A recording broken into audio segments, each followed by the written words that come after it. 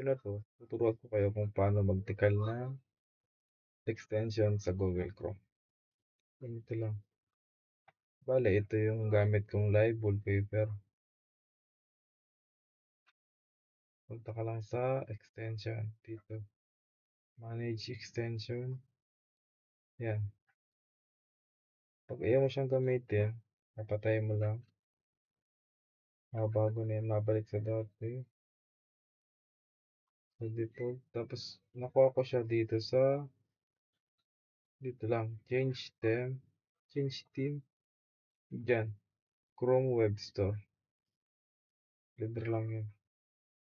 Tapos, pag gusto ko siyang ibalik, i-on ko lang. Tapos, ayan na siya.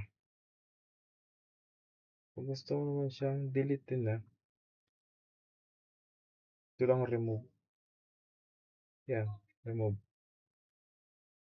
Pero di ko siya didelete. Kasi gusto ko yung background na yun. Ganda. Yan lang.